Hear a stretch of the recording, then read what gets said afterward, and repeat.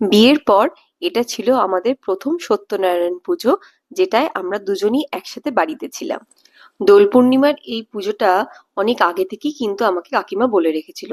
তাই সকাল থেকেই আয়োজন শুরু হয়ে গেছে। একদিকে চলছে লাবড়া, আর অন্যদিকে চলছে খিচুড়ির প্রস্তুতি। আজ প্রায় 12 জনের মতো রান্না হচ্ছে। আর অন্যদিকে কাকিমা পিসিমণি সকলে মিলে পুজোর জোগাড় করে ফেলেছে। আর পুজোও শুরু হয়ে গেছে। এইদিকে আমি একটু পায়েস বানাচ্ছি, আজকে ভগবানকে পায়েস নিবেদন করা হবে। পায়েস রেডি। এবার ভগবানকে নিবেদন করে মোটামুটি পুজো শেষের পথে। পুজো শেষে ঠাকুরের পায়ে আবির দিয়ে সকলে একে অপরকে আবির লাগিয়ে দিচ্ছে। কে যেন এখানে আবার বলছিল, অভিকে পায়ে হাত দিয়ে প্রণাম কর, আবির দে। এইসবই মোটেই করতে পারছিলাম না, তাই ওপর থেকে একটু আবির ছিটিয়ে দিয়েছি। তাতেই তো হেসে খুন হয়ে যাচ্ছে অভি। যাই হোক, এইসব চলতে চলতেই মোটামুটি আমাদের খাবার সময় হয়ে গেছিল। সকাল থেকে সকলেই উপোস, তাই প্রথমেই ছিল আলুর তরকারি আর মুড়ি।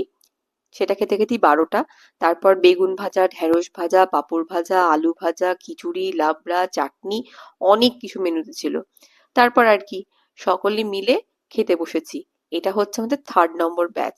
এখানে মাসিমণি, গুঞ্জন, টুয়া, আমি, অভি সকলে মিলে মোটামুটি পাত পরিষ্কার করে খাচ্ছি।